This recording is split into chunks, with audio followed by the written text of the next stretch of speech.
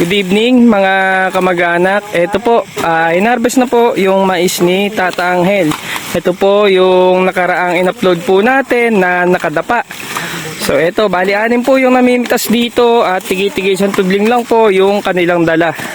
Kaya naman po mga kamag-anak, kahit nakadapa yung mais, nakatingala naman po yung presyo. Kasi nga po tayo kanina mga kamag-anak at pagbalik po natin dito mag-aalauna na po at medyo marami na po yung naikarga nilang mais doon sa may elf.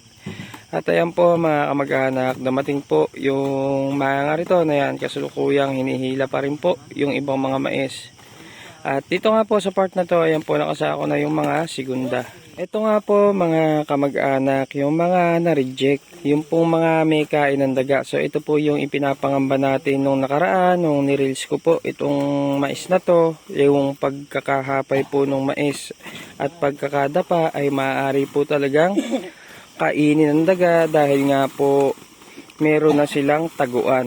4 kilot kalahati nga po ang buto nito mga kamag-anak at ang naubos po ditong pataba ay nasa 9 to 10 bags na urea at tripling 14. Malaki nga po ang natibid nila sa gamot o pag-i-spray dahil minsanan lang po ito na spray nung maliit at mula po nung maggatuhod hanggang sa magtulis ang gamit lang po nila ay Proclaim na ihinalo sa may white sand. Ang insecticide naman po na kanilang ginamit ay Brudan at Incipio. Bali pinaghalo po nila yung dalawang gamot na to. Ang nakuha nga po na primera nito o class A ay 15,100. Yun naman pong segunda ay 3,800 at yun naman pong tersera o buraot ay 1,800. Sa tansya ko nga po mga kamag-anak, ang pagbibilan nito more or less 175,000. So napakaganda mga kamag-anak para sa 4 kilot kalahati. Kapag ka talaga medyo mataas yung presyo ng sweet corn ay nako talaga naman pong hay ang buhay. Mabuti na nga lang po at tuminag-tinag po ang presyo ng mais dahil po mahal po ang kurudo at pataba nung panahon na itinanim to. Yun lang, paalam!